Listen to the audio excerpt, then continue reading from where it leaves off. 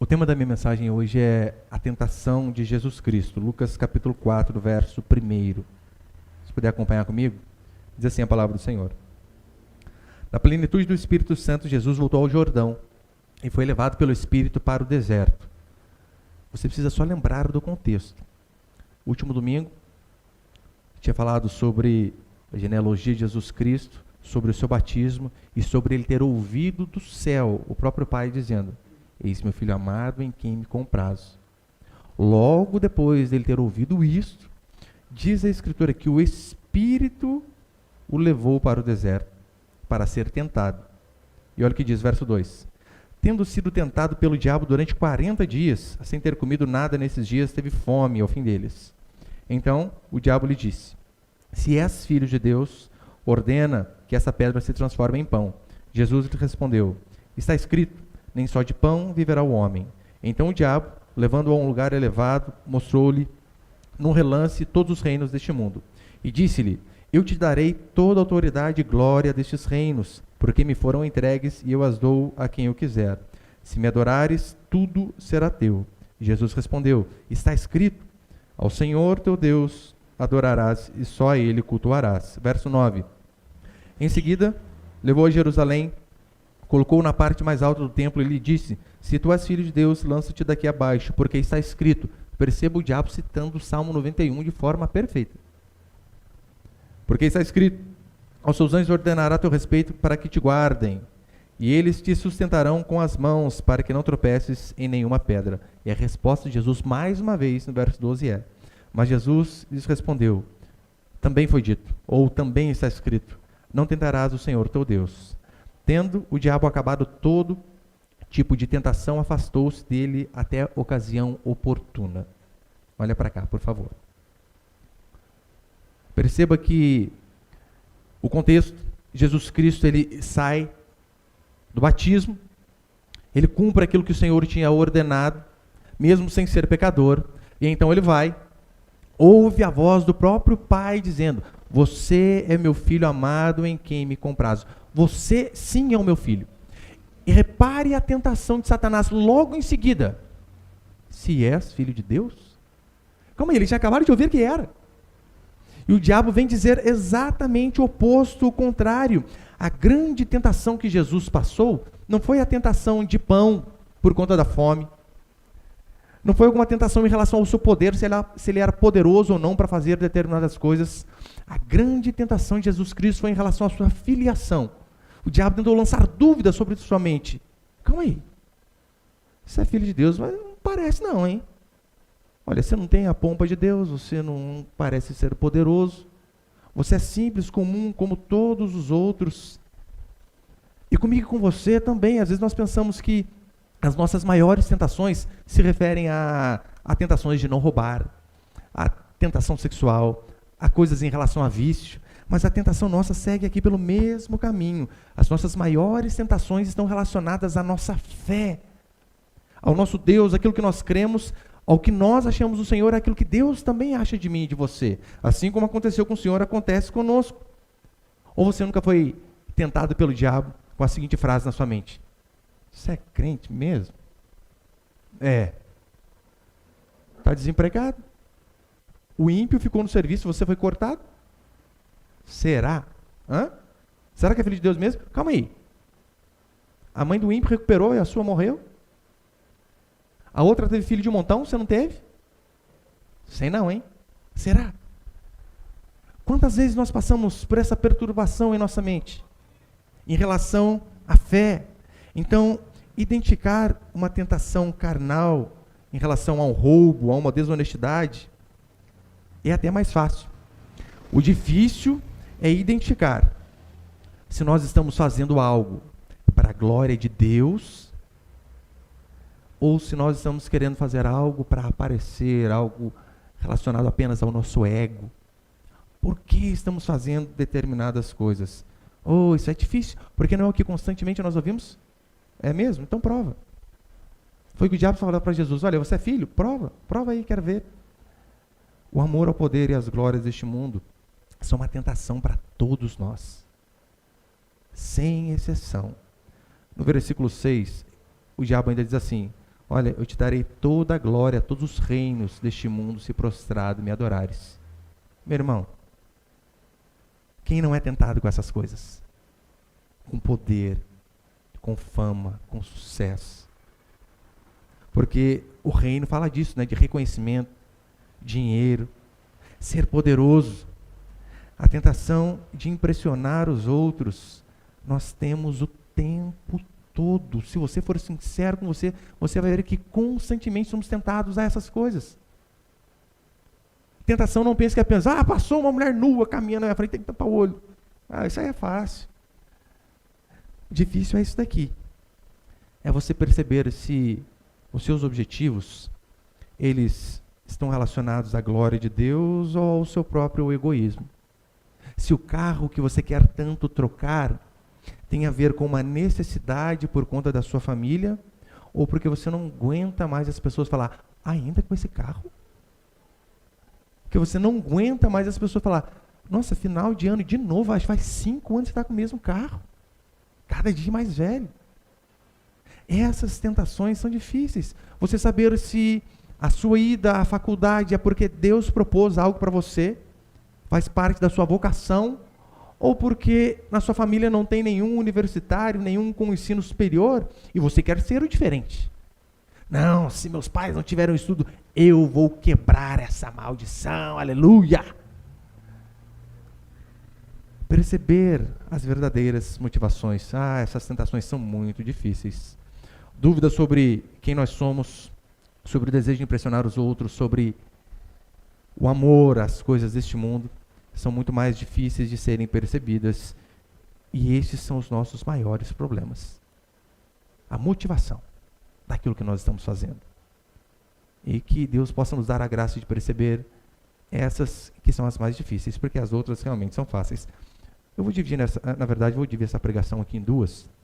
Uma parte hoje, uma parte domingo que vem, para falar só a respeito dessa questão das tentações ao qual nós cristãos sofremos. E hoje eu vou falar mais num aspecto geral.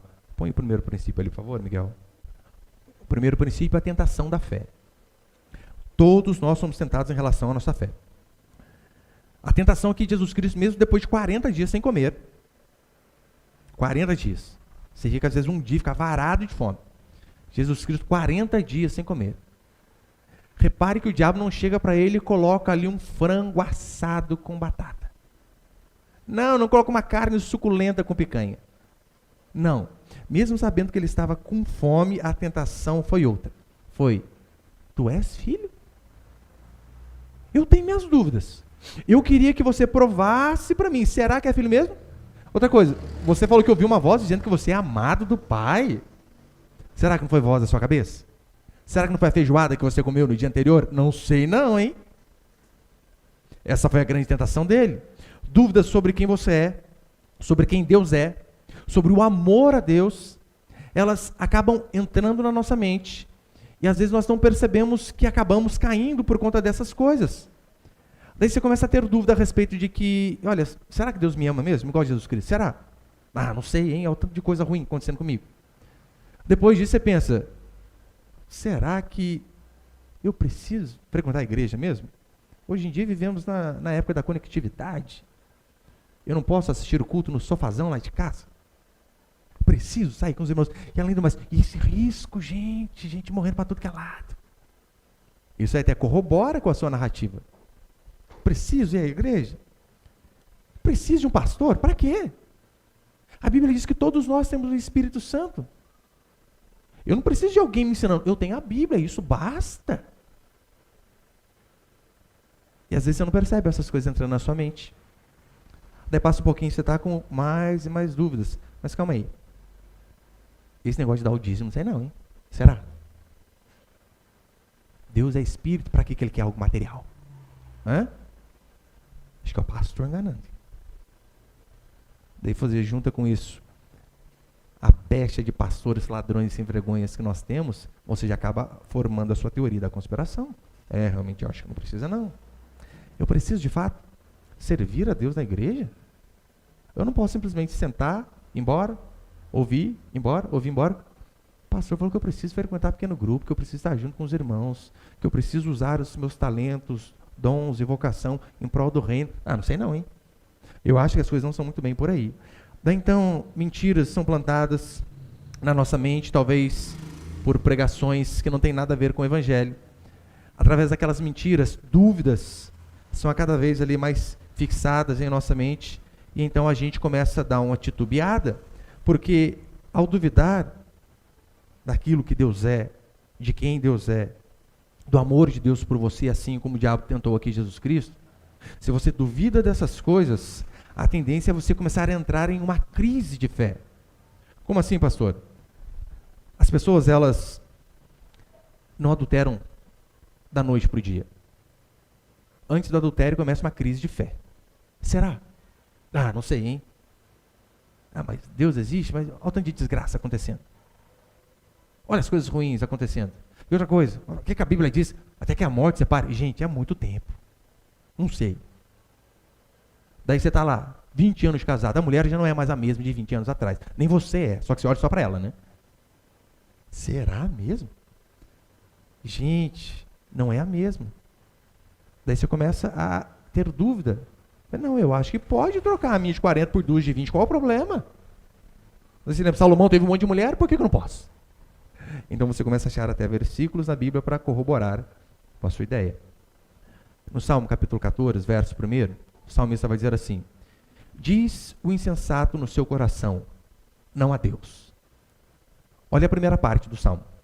O insensato, o tolo, a primeira coisa que ele faz é dizer, não há Deus. A consequência dele dizer que não há Deus, corrompem-se e cometem abominações. Mas antes da corrupção, antes do pecado propriamente dito, olha o que estava na mente dele. Ele foi tolo porque ele disse, não há Deus. Quanto mais forte a sua fé está em Jesus Cristo, mais você vai resistir às tentações. É por isso a importância de você ouvir constantemente. Tudo bem, querido? Por isso a importância de você constantemente ouvir a palavra de Deus, se alimentar, ler constantemente, porque isso vai fortalecer a mim e a você. A fé, ela vai aumentando à medida que nós somos cheios da palavra. Paulo vai dizer isso lá em Romanos capítulo 10. A fé, ela vem pelo ouvir, e ouvir pela pregação. Daí você falta ao culto constantemente. Como você vai ser cheio? Como você vai se fortalecer para vencer as tentações, para suportar o dia mal? Sendo que para você, acha que o culto uma vez por semana é o suficiente, uma pregação de 40 minutos é o bastante. Daí depois não sabe porque você está tropicando. Primeiro se cai da fé, para só depois se cair em pecado. Primeiro, a fé começa a enfraquecer, para que o pecado comece a ganhar corpo e a tentação acaba nos derrubando. 1 Timóteo capítulo 1, versículo 19 e 20, Paulo vai dizer assim: mantendo fé e boa consciência, Paulo está escrevendo para Timóteo. Timóteo também era um pastor, o pastor mais novo. Esse é o contexto. Mantendo fé e boa consciência, porquanto alguns, tendo rejeitado a boa consciência, vieram a naufragar na fé. Eles começaram a ter dúvida, por conta disso eles começaram a naufragar. Aqui a palavra tem este significado mesmo, afundar. Começaram a naufragar na fé. E dentre esses se contam Himeneu e Alexandre, os quais entreguei a Satanás para serem castigados, a fim de não mais blasfemarem. Olha o que Paulo disse, rapaz, eles naufragaram na fé, vamos entregar para Satanás. Que coisa, hein? Mas como que eles caíram em pecado? Primeiro eles caíram da fé. Lembra o exemplo de Pedro? Diz a Escritura que Pedro diz, Senhor, se és tu, me faz ir aí andando sobre as águas. E Jesus diz, vem. E Pedro, enquanto ele está focando ali, olhando para Jesus Cristo, ele continua firme. Só que então ele começa a reparar nas ondas, no vento, nas adversidades, e acaba deixando de olhar para onde ele tinha que olhar, para o foco de sua vida, que era o Senhor Jesus Cristo. E por conta disso, ele então começa a afundar. E assim, quando nós começamos a ter dúvidas em relação à nossa fé, o pecado começa a ficar maior. Até os sofrimentos podem abrir brecha para o pecado. Porque se você não tem uma fé solidificada na Escritura, até no dia do sofrimento, você pode acabar se encaminhando para o pecado. Porque se nós não somos firmados, de fato, na verdade da palavra do Senhor, nós podemos cair No mesmo erro que a mulher de Jó caiu. Lembra? Começa a acontecer coisas ruins com Jó. Perde seus filhos. 10 filhos. Num dia só. Perde os seus bens. Perde a saúde. E então a mulher dele, diante daquele sofrimento, ei, Jó, que é isso, hein? Cadê o Deus que você serve? E olha o que ela disse. Blasfema na cara do teu Deus, rapaz. O que ela estava dizendo era, Deus não existe. Se existisse, não cuida de você. Olha que tanto de desgraça. Isso acontece comigo, com você também. Às vezes, diante da tribulação, da angústia, do sofrimento, se nós não temos aquela certeza plena, a convicção de que Deus controla todas as coisas, inclusive as desgraças que nos sobrevêm. Se nós não conseguimos saber que a perda de um ente querido, de um filho, que uma enfermidade, que um desemprego, que um acidente, que pandemias, que todas essas coisas não fogem do controle do Senhor. Se nós não conseguimos ter esta fé e olhar o mundo desta maneira, de que Deus continua sendo soberano, a tendência é você, na dificuldade, começar a duvidar de Deus, assim como a mulher de Jó fez. E se você começa a olhar para o seu lado, e de repente você vê, mas calma aí, tanto tempo na igreja, eu tenho visto o ímpio prosperando e eu não? Há quanto tempo eu tenho orado a Deus para o meu filho se converter? E nada. Eu mudei a minha vida da água para o vinho, mas o meu marido parece que continua endemoniado no nível hard. As coisas não estão andando bem. Então você começa a duvidar. E se você tem algum problema com vício, droga, bebida, imoralidade, nesta hora da dificuldade, esses pecados se agigantam. E a probabilidade de você querer aliviar o estresse neles, ao qual você já tinha essa tendência, é muito grande. É por isso que você não podemos tratar de forma alguma o pecado de forma superficial, trivial. Não, devemos tratá-lo da maneira que a Escritura nos ordena. O segundo princípio, não é pecado ser tentado. Eu e você temos que saber fazer essa diferenciação. Aqui Jesus sentiu fome. De jejum sentiu fome. Então, você ser tentado em si não é pecado. O problema é quando você cede à tentação. Em Hebreus capítulo 4, o autor de Hebreus vai dizer assim, foi ele tentado em todas as coisas à nossa semelhança, mas sem pecado. Todas as coisas. Lembrando, ele não foi só tentado em relação à comida. A Bíblia diz todas as tentações. O diabo fez de tudo. Fez de tudo para que Jesus caísse. Agora, você não pode confundir tentação com intenção. É mais ou menos o seguinte. Tentação, nós vamos ser tentados. Isso ainda não é pecado. Você está lá, casado, muito bem casado, ou casada.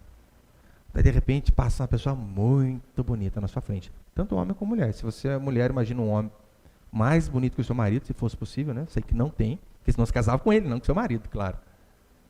Daí está lá. Passa aquela pessoa bonita na sua frente. Você respira. Ai, passou. Foi tentado olhar? Sim. Pecou? Não. Passa essa pessoa, você... Ou lá em casa. Já era. Daí pecou. Porque a intenção em si já é pecado. A gente tem a intenção, por exemplo, a gente é tentado a ficar bravo com os motoqueiros que passam aqui na porta da igreja. Tentado? Isso é pecado? Não. Esses dias lá na rua de casa, ela também tem esses motoqueiros, né? Barulhento.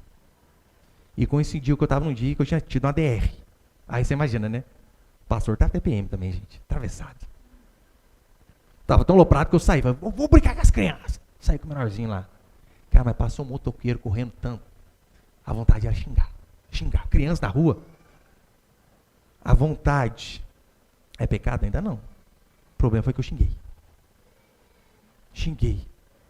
Vem aqui pra você ver, rapaz, eu te arrebento. Pastor carnal, hein? Ai, sabe o que foi ruim? Ele parou e voltou. Nossa. Gente, que vergonha. E agora? Eu vou ter que bater, né? Pelo menos é menos mal, porque apanhar ainda é pior, né? Pelo meu arrebento aí. Cara, o que você falou aí, rapaz? Daí sai a esposa que estava brava comigo. Não, amor, você tá nervoso, não liga não, que tá. Deu cara, amigão, mas pode descontar nos outros os problemas. Ainda deu porra em mim ainda. Lição de moral. Sabe o que eu fiz? Irmão, é verdade. Perdoa. Tô errado. Eu fui pedir desculpa para ele, peguei na mão dele, só que faltou chorar, né? Para ele, falei, amigão, tá certo. Isso não tem nada a ver com os meus problemas. Você me desculpa, tá bom? Se puder só andar devagarzinho aqui na rua. Você me ajuda também. Acabou que foi feliz para sempre, aleluia, né? Mas ser tentado em si não é pecado. Pecado é quando você faz essas besteiras, igual eu fiz, né? Você perde o controle. Então nós temos que saber diferenciar. Agora, muitas das tentações que nós temos é burrice da nossa parte. Nós procuramos a tentação. É igual tá lá. Noé, ele não podia beber, só que ele vivia passeando na vinha. Você acha que vai dar no quê? Ora, vai acabar caindo. Daí você tá lá. O tolo é aquele que vê a lama e faz o quê? Se joga. Esse é o tolo. Mas tem aqueles que são mais inteligentes. Eles têm a força de vontade de fazer uma forcinha para passar do lado ali. Ó. Não, vou cair. E às vezes escorrega e cai. Mas às vezes consegue. O sábio, ele já vai além. Calma aí, esse aqui tem um problema, esse aqui tem um buraco, esse aqui tem uma lama. Eu vou dar a volta na outra rua. Eu vou arriscar? Jamais. Jesus, ele era cheio do Espírito Santo e por conta de suas orações e por conta de seu jejum, então, a sua busca ao Pai o fortalecia na hora da tentação. Ele era cheio de Deus e, consequentemente, ele conseguia ser forte diante do diabo tentando. Agora, se você é cheio apenas de Netflix, de redes sociais, de coisas fúteis, triviais, como você vai resistir a Deus no dia mau? É muito difícil. Então, nós precisamos, em primeiro lugar, de fato, sermos cheios de Deus, para que assim possamos resistir ao Senhor. Porque tentados seremos sempre. Sempre. Desde o dia que você nasce até o dia que você morre, você vai ser tentado. Olha, eu ouvi o pastor Augusto de Nicodemos. Ele é uma referência para mim, um homem espetacular, o senhor, né? Já tem toda uma história. Erra de vez em quando também. Até hoje eu falei do errinho dele aqui para os irmãos, que até pedi perdão. Falei, Senhor, não devia ter falado. Mas homens também erram. Só que ele é uma referência de homem de Deus. E ele, em uma de suas pregações, ele disse assim: se eu não leio a Bíblia todo dia, e se eu não oro todo dia, eu sou mais tentado a pecar. Na hora que ela foi um tapa no meio da minha cara. Falei, gente, se um homem desse, que já fez tanto, com esse histórico, com essa vida santa conhecida em todos os lugares, ele diz que ele precisa ler e orar todo dia, senão as tentações são maiores. E nós? Se negligenciarmos esse hábito. E o diabo, ele vai sempre persistir. Você pode ver, ele não tenta uma vez e depois vai embora. Olha no verso 13 que nós lemos aqui. Tendo o diabo acabado todo tipo de tentação, o filho da mãe tentou de tudo. Não conseguiu. Você pensa que assim, perdi a batalha. Olha o que ele diz. Tendo o diabo acabado todo tipo de tentação, afastou-se dele até a ocasião oportuna. Não, calma aí. Eu vou recalcular a rota, vou refazer os planos, mas eu volto, hein? Pode ter certeza que eu volto. Agora, temporariamente, você me venceu. Com a gente também é do mesmo jeito. Aqui nós vemos 3 vezes o diabo insistindo. Não, se és filho de Deus, se és filho de Deus, se és filho de Deus. Você acha que a tentação em nossa vida vai ser apenas uma vez? Vencemos e acabou? Claro que não. Você foi tentado ontem, será hoje e sempre. Olha para o povo de Israel no deserto. Diz a Escritura que eles ficaram anos andando ali quase que em círculos. Que as tentações foram as mesmas durante anos. Porque é assim que acontece. Você é tentado aqui em um nível e de repente você dá a resposta certa. Você pensa, venci? Não, o Senhor vai tentá-lo num nível maior. Põe um pouco mais de dificuldade. Aumenta de nível para que você também possa responder da forma correta. Neste deserto da vida que nós temos, seremos sempre tentados. É por isso Não diga jamais assim, olha, venci esse pecado de forma definitiva. Este pode ser o começo da sua queda. Se tinha problema com vício, pastor, fui liberto de uma vez por todas. Eu sinto cheiro de cerveja, eu vomito. Pode pôr tudo aqui na minha frente, sem problema. Cuidado. Cuidado. Conversava com um rapaz, tinha acho que uns 20 e poucos anos, 25, alguma coisa. Ele disse assim para mim, pastor, venci de uma vez por toda o pecado da imoralidade, pecado sexual. Não sou mais tentado a essas coisas. Venci. Falei, sério? Falei, querido, tem duas alternativas para você. Ou você virou anjo, ou você é gay e não sabe. Como assim? Via de regra, o macho alfa, né? Você pode estar lá no caixão, bonitinho, assim, ó. Daí vem uma mulher colocar a mão em você, tá com decote, você vai ser tentado. E você precisa lutar durante toda uma vida. É assim que funciona. Então não pense, venci de uma vez por todas e acabou. Claro que não. Eu e você, além dessas tentações, que são de fato carnais, que todos têm, o principal é a dúvida que ele vai o tempo todo ficar lançando em nossa mente. Em Mateus capítulo 24, a Escritura vai dizer assim, aquele porém que perseverar até o fim será salvo. Como assim aquele que perseverar até o fim? Aquele que perseverar até o fim será salvo. Isso aqui é um sinal de que a marca daquele que foi separado de fato por Deus, que é um verdadeiro filho, é que ele não desiste. Persevera. É por isso que a doutrina calvinista, nós acreditamos na perseverança final dos santos. De que aqueles ao qual Deus chamou, a prova disso é que ele vai perseverar até o final de sua vida. Perseverança é uma condição, uma evidência de que nós somos verdadeiramente filhos de Deus. Agora, pastor, fulano ficou tanto tempo na igreja e desviou, não quer nunca mais, não quer nem saber. É um indício, na verdade, que nunca foi. Talvez estava acostumado com o ambiente, gostava das pessoas, da pregação. Você acha que não tem pessoas que gostam de pregação? Tem. Tem pessoas que amam pregação e decoram quase tudo e são sábias, só não praticam 5% que sabem. Praticam nada. Ainda que sejamos tentados a duvidar, devemos lembrar, por exemplo, Jeremias. Põe ali, Miguel, por favor. Jeremias capítulo 25, verso 13. Olha o que vai dizer assim. Por um período de 23 anos, desde o 13º ano de Josias, filho de Amon, rei de Judá, até o dia de hoje, a palavra do Senhor tem vindo a mim, e eu tenho anunciado a vós, falando-vos insistentemente, mas vós não tendes dado ouvido. Olha o que Jeremias está dizendo. Há 23 anos, eu tenho pregado todo dia para vocês.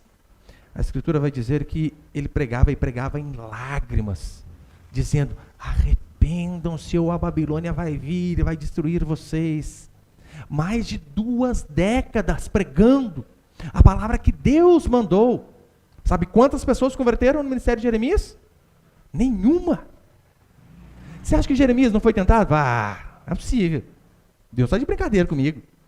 Ele manda fazer um negócio, não dá certo? Vou parar de pregar. Deus não existe coisa nenhuma, são apenas vozes da minha cabeça.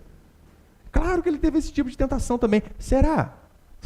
Será que compensa a questão de ser cristão, seguir a palavra, ser fiel, santo em um mundo corrompido? Josué capítulo 14, versículo 7, é uma passagem maravilhosa. Diz assim, aqui lembra? Os espias, eles vão olhar a terra, a qual Deus tinha prometido a eles. Depois que eles fazem essa missão de espiar a terra e de olhar a terra, eles voltam. Todos, com exceção de 2 pessoas, dizem assim, a terra até que é boa, mas tem gigante. Não, mas não vai ser, não sei se foi Deus não, hein? Cara, o negócio lá é bonito, mas o pau quebra lá dentro.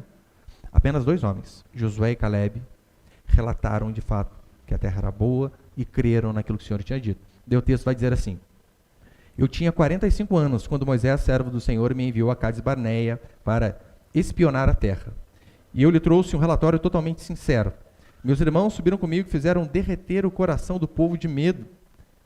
Olha, ele traz o relatório. Não, Deus mandou a gente espiar a terra, é boa. As outras pessoas fizeram o povo ficar com o coração derretido, ou seja, com medo. Enquanto ele estava dizendo, vocês não têm noção daquilo que Deus preparou para nós. Os outros, sai fora, gente. A gente vai morrer. Estamos lascados. Mas olha que interessante. Mas eu perseverei em seguir o Senhor. Perseverei. Naquele dia Moisés jurou dizendo, certamente a terra em que o teu pé pisou te será herança para ti e para teus filhos para sempre, porque perseverastes em seguir o Senhor, meu Deus. Verso 10. E agora, como prometeu o Senhor, conservou-me em vida estes 45 anos. E isso desde o tempo em que o Senhor falou essa palavra a Moisés, quando Israel ainda andava no deserto. E hoje já tem 85 anos. Mais de 4 décadas. Esperando a promessa de Deus se cumprir na vida dele. E você está orando aí por algo, talvez 2 meses, está falando que está demorando, né? 40 anos. Ainda hoje estou tão forte como no dia em que Moisés me enviou. A minha força então era como agora, tanto para guerrear como para trabalhar. Ou seja, a minha fé permanece intacta. O tempo pode passar, mas a minha fé não irá esmorecer. Isso aqui é um milagre? Claro que é. Perseverar depois de tanto tempo é um milagre? Com certeza. É por isso que a Escritura vai dizer, aqueles que esperam no Senhor, esperar em Deus, estes daí são os que renovam as suas forças. Porque do contrário não teríamos forças para isso, jamais. Aqueles que são de Deus, ainda que sejam tentados a desistir no meio do caminho, o que a Escritura diz é que eles irão perseverar. E para encerrar, põe o último ali, por favor. Terceiro e de um princípio é o seguinte, Jesus permaneceu firme no deserto. Repare, Jesus está num lugar inóspito. O ambiente não é favorável. Com fome. Aí então chega o diabo e tenta ele de todas as formas possíveis. Todas as formas, é o que diz o texto. Jesus permaneceu firme diante da tentação mesmo no deserto. Aí você olha Adão, criado no paraíso. E neste lugar, Adão cai juntamente com sua esposa. Essa não é a desculpa que talvez muitos homens usam. Eles dão para pecar, porque eles dizem assim, mas o mundo que nós vivemos é muito difícil. Como assim? Ser honesto em um mundo totalmente corrompido? Se eu for honesto lá no meu trabalho, talvez tenha a possibilidade de eu não prosperar. Todo mundo aqui tem a sua maracutaia, o seu joguinho brasileiro. E se eu não fizer assim, eu não avanço. Daí você pensa, não, então não tem como não se corromper diante de um mundo corrompido, pelo menos um pouco. Isso é desculpa. Pastor, é muito difícil ser puro e santo no país ao qual vivemos.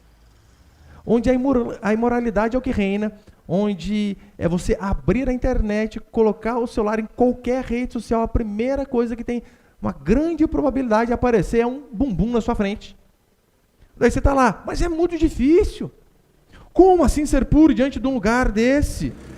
Como justificativa para o comportamento pecaminoso, muitas pessoas, elas interpretam de uma forma totalmente errada Romanos, capítulo 7. E elas usam essa interpretação errada para quê? Para dar vazão aos seus pecados. Romanos, capítulo 7, verso 14, Paulo vai dizer assim, porque bem sabemos que a lei é espiritual. Eu, todavia, sou carnal, vendido à escravidão do pecado. É por isso que eu peco. Tá vendo, pastor? Achei meu álibi agora. Olha aí o que Paulo está dizendo, gente. Porque bem sabemos que a lei é espiritual e eu, todavia, sou carnal, vendido à escravidão do pecado. Porque nem mesmo compreendo o meu próprio modo de agir, pois não faço o que prefiro, e sim o que detesto. Ai, pastor, é isso que acontece. Eu até quero fazer o que é coisa, mas não consigo. Ai, estou parado. Aleluia, a Bíblia diz. Por conta disso, muitos dizem ser escravos do pecado. E que eles querem fazer o que é correto, mas não conseguem. Depois do versículo 24, Paulo vai dizer assim, Desventurado o homem que sou, quem me livrará do corpo desta morte? Desventurado é desgraçado. Sou um desgraçado. Qual que é a interpretação correta aqui de Romanos capítulo 7? Não é essa, que você, cristão, é vendido ao pecado. Não é essa de que, olha, você quer fazer o bem, mas você não consegue. Por que não é? Em Romanos capítulo 6, verso 6, um capítulo antes, olha o que Paulo diz. Sabendo isso, que foi crucificado com ele o nosso velho homem, para que o corpo do pecado seja destruído, e não sirvamos o pecado como escravo. Calma aí, no capítulo 6, Paulo falou que nós somos nova criatura, e que nós não somos mais escravos do pecado, e nós precisamos saber disso. Saber que foi crucificado com Jesus Cristo, nosso velho homem, aquele homem que se inclinava para o pecado, que não tinha forças para vencer a tentação. Este homem foi crucificado e nós não somos mais escravos. Pastor, mas como a gente une capítulo 6 aqui com o capítulo 7 que diz que eu quero fazer o bem e não consigo? No capítulo 6, e é claro, essa interpretação é minha, é a interpretação histórica da igreja. No capítulo 6, Paulo está mostrando aquilo que Deus fez por mim e por você. A morte de Jesus Cristo foi para que nós não fôssemos mais escravos do pecado. Que nós não podemos dar desculpas hoje dizendo, pequei porque a tentação foi grande. Mentira! Você não é mais escravo do pecado. A diferença para o capítulo 7 é que o capítulo 7 é outro assunto. Quem Paulo está descrevendo ali no capítulo 7 é uma pessoa que está num processo de conversão. Está ali no meio do caminho, ela está começando a ter luz do que é o Evangelho, então ela começa a ver, a verdade, eu não posso fazer isso. Daí ela tenta não fazer e ela vê que ela não consegue por si mesma. E então ela chega à seguinte conclusão, eu não dou conta, eu sou vendido à escravidão do pecado, eu preciso que alguém me ajude. Essa é a explicação aqui do capítulo 7. Então, Romanos 7 não fala de um cristão, pois você e eu, nós não somos escravos do pecado. Não somos escravos das tentações. E quando nós pecamos não é nem por acidente, é por escolha. Você escolhe. Hoje você tem essa possibilidade de escolher, peco ou não peco. Coisa que antes você não tinha. Antes nós éramos escravos do pecado. Agora, depois que nós fomos regenerados, salvos pelo nosso Senhor, toda tentação ao qual nós caímos, todo pecado ao qual nós cedemos, não tem nada a ver com Deus, é a escolha da gente. E se nós queremos mudar, precisamos ter a dignidade e a hombridade de dizer, ninguém teve culpa, eu quis. Eu quis. Não adianta fazer como Adão.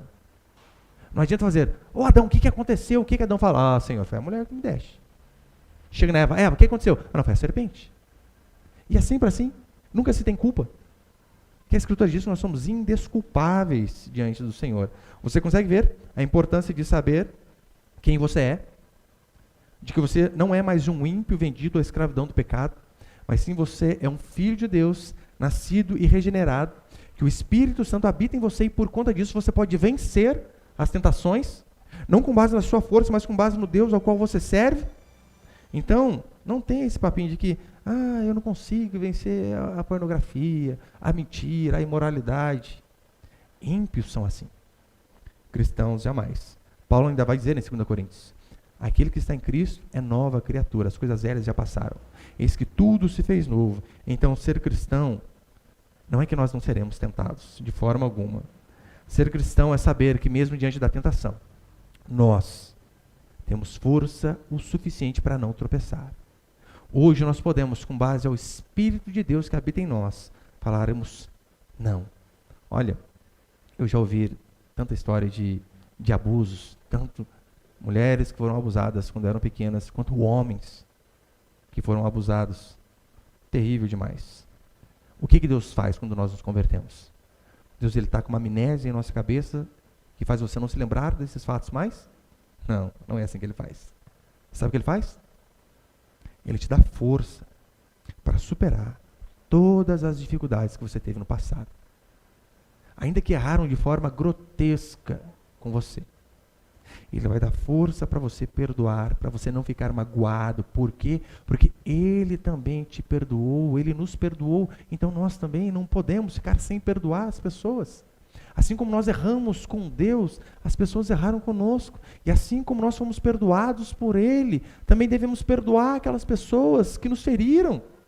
Então Ele não faz com que nós venhamos a esquecer, mas Ele nos dá força para superar. E como que nós fazemos então para vencer? Para encerrar, põe ele, por favor. Como que nós vencemos a tentação? A primeira forma é pela palavra de Deus. Não há outro caminho.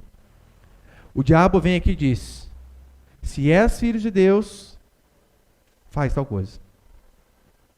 E o diabo ainda fala assim: porque está escrito. O diabo cita a Bíblia.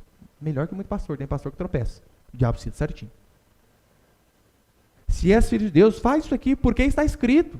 Aos teus anjos ordenará a teu respeito. Como que Jesus responde? Sai para lá, Satanás, está amarrado em meu nome. É? Não. Como que ele faz? Mas também está escrito. O diabo vem novamente. Aqui. Faz. Está escrito. E a resposta dele, por 3 vezes é a mesma. Mas também está escrito. Tudo provém da palavra. É um entendimento que nós temos da palavra que vai nos gerar fé, que vai nos fortalecer. Essa semana aí tivemos o profeta do anjo da morte aí, você viu, né? Que falou que o anjo da morte ia passar, corpos jogados pelas ruas e tal. E você ficou com medo, eu sei que ficou. Aí uma irmã me respondendo lá nas redes sociais: pastor, eu não acredito nessas coisas não, mas eu ungi minha casa inteira. Você não acredita, né? Eu não acredito. Pastor, o senhor está dizendo que essa irmã não é crente? De forma alguma. Não a conheço. Pode ser que seja. E se for, é que a fé dela ainda é uma fé imatura.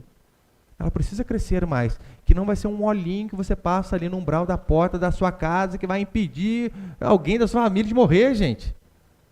Não é isso. Mas a nossa fé é no Senhor Jesus Cristo.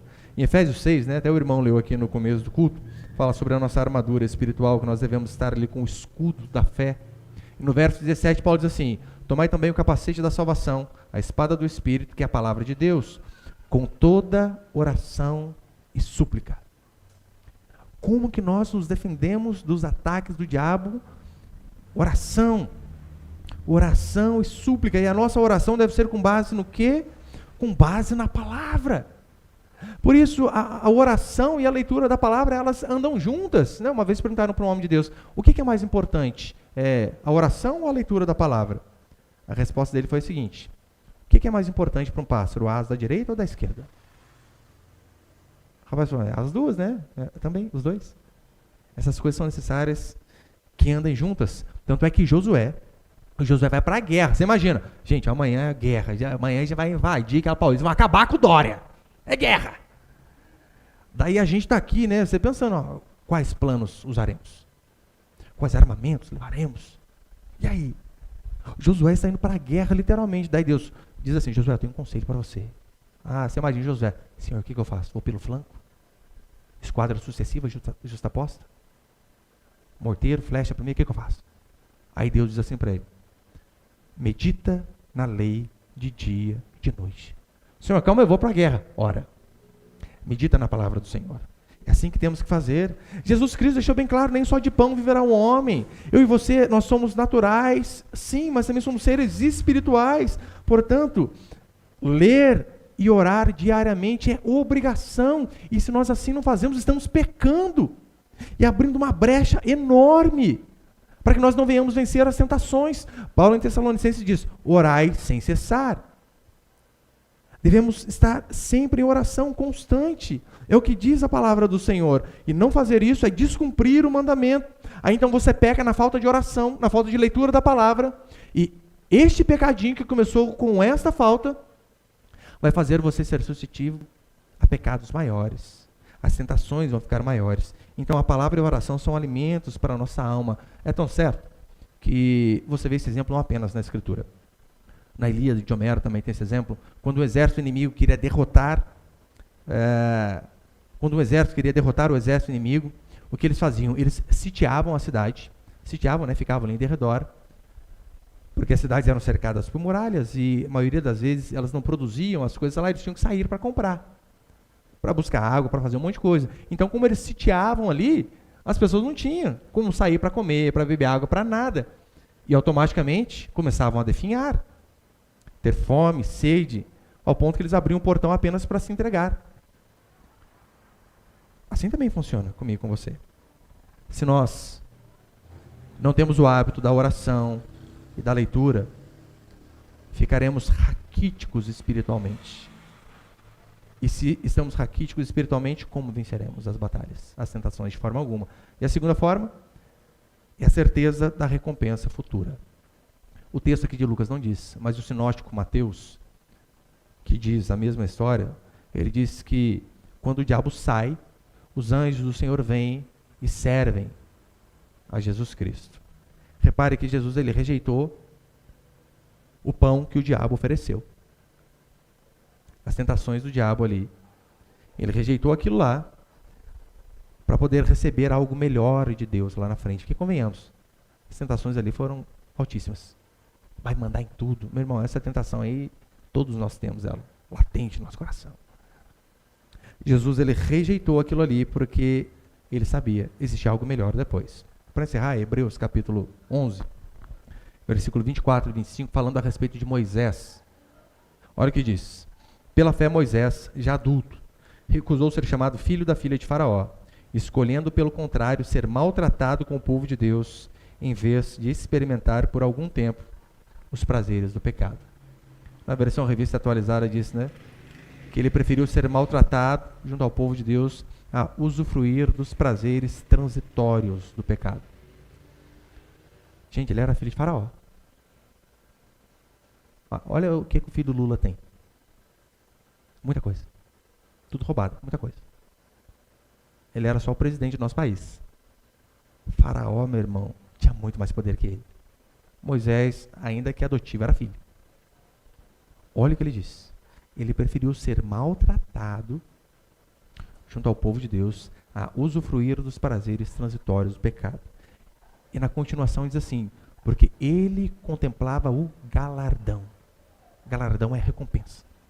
Ele não via nada, mas ele dizia, não, ainda que as coisas que este mundo possa me oferecer são boas, as que Deus oferece são muito melhor. Eu prefiro ser privado aqui dessas coisas, para poder receber do Senhor o que realmente é bom. A gente não vê isso, né? Em relação a... Vou colocar pessoas comuns. Pega lá um atleta. Olha a vida de um atleta de alto nível, de alto rendimento. O cara não pode comer um brigadeiro, gente. Vê se isso é vida. O cara não pode comer um brigadeiro, por quê? Não, porque a minha alimentação tem que ser certinha, que amanhã tem treino. Gente, tem coisa melhor que brigadeirão, Coca-Cola e limão e gelo? É maravilhoso. Eles não podem.